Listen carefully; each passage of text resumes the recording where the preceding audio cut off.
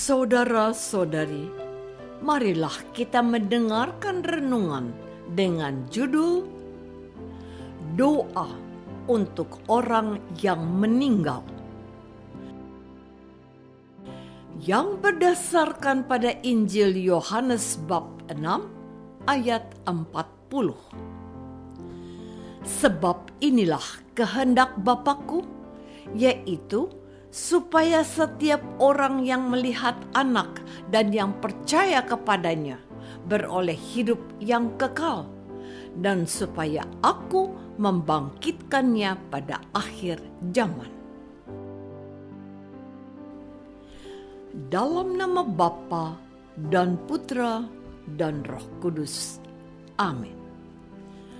Saudara-saudari terkasih dalam nama Tuhan Yesus Kristus, kita adalah anggota gereja.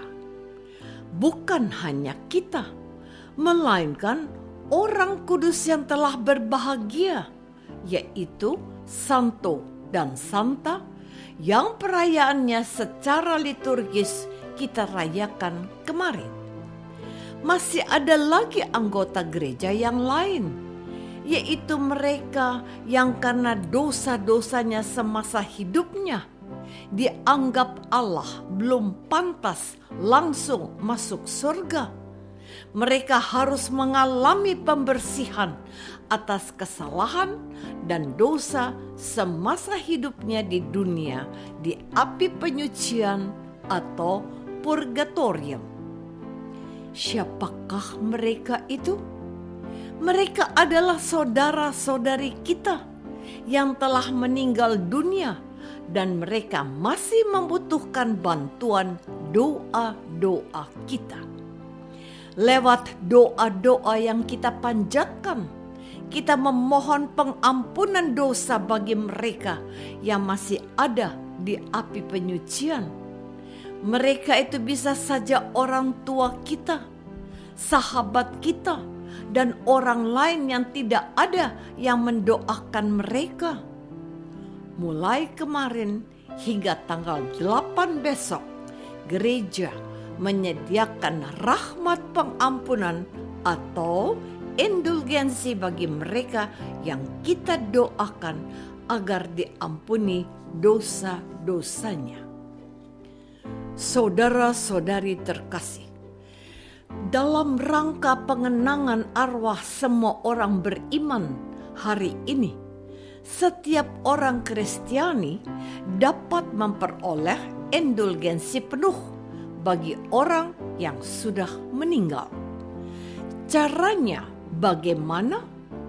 Mengunjungi makam dan atau mendoakan arwah yang sudah meninggal, yang menjalankan setiap hari dari tanggal 1 sampai 8 November memperoleh indulgensi penuh, yang menjalankan pada hari-hari lain memperoleh indulgensi sebagian. Saya sengaja mengatakan hal ini karena sebagian besar dari kita mungkin kurang peduli dan atau tidak tahu akan tersedianya rahmat pengampunan yang berguna bagi saudara-saudari kita yang sudah meninggal, yaitu indulgensi.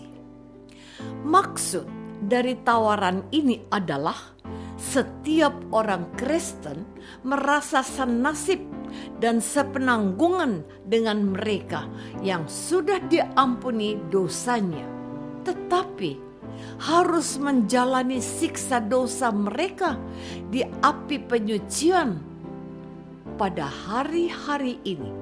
Dan selama bulan November, Gereja Kudus mengajak kita semua untuk mendoakan saudara-saudari kita agar dilepaskan dari siksa dosa-dosa mereka dan mereka bisa bergabung dengan para kudus di surga. Bukankah itu kehendak Tuhan Yesus? Yaitu supaya setiap orang yang melihat Anak dan yang percaya kepadanya beroleh hidup yang kekal. Saudara-saudari terkasih, Gereja Katolik mengajarkan kepada anggota-anggotanya bahwa dosa itu mempunyai dua akibat. Kesalahan, yaitu dosanya, dan hukuman dosanya. Kalau orang mengaku dosa dalam sakramen tobat, dosanya diampuni. Tetapi hukuman atau siksaan dosanya tetap ada. Seorang penulis Katolik dari Inggris, Frank Shade, menulis, dosa itu seperti paku yang dipakukan pada kayu. Saat orang mengakukan dosanya dan diampuni dosanya oleh Tuhan, itu sama dengan mencabut paku, tetapi lubang pada kayu itu masih ada dan harus ditutup kembali. Maka orang Katolik yang sudah meninggal dalam keadaan rahmat, artinya tidak dalam keadaan berdosa berat, ia masih menyimpan hukuman atau siksa dosa yang harus dijalani dalam proses penyucian atau pemurnian di purgatorium atau api penyucian. Pada hari ini, saya ingin para pendengar Lumen Indonesia tahu dan menyadari bahwa dengan mendoakan saudara-saudari kita yang telah meninggal dunia, kita membantu untuk memperoleh kerahiman Tuhan berkat jasa dan penebusan yang dilakukan Tuhan Yesus di kayu salib. Untuk diketahui bahwa dalam kitab hukum gereja kanon 994 disebutkan bahwa setiap orang Katolik dapat memperoleh indulgensi bagi dirinya sendiri atau dapat juga mempersembahkannya bagi orang-orang tertentu yang sudah meninggal dunia agar mereka dapat segera masuk dalam kebahagiaan abadi, yaitu surga.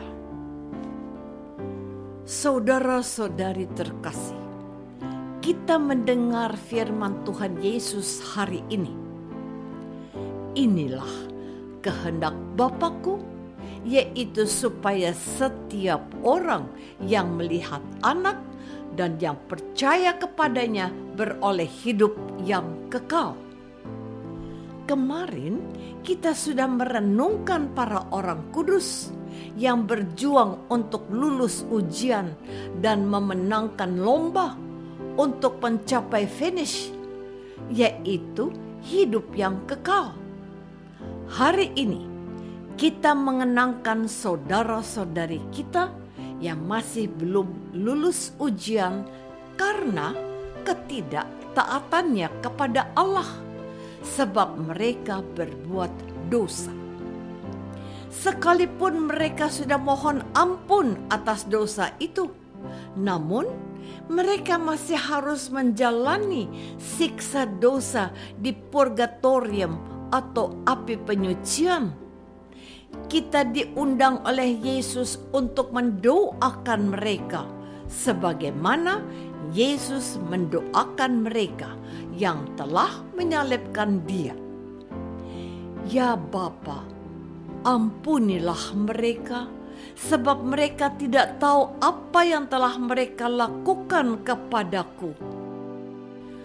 Doa Yesus dari atas salib itu menjadi contoh dan teladan untuk kita, supaya kita peduli akan nasib saudara-saudara kita seiman yang masih berada di api penyucian, supaya berkat seruan doa kita, Allah berbelas kasihan kepada saudara-saudari kita yang membutuhkan pertolongan melalui doa yang kita panjatkan kepada Allah yang Maha Rahim.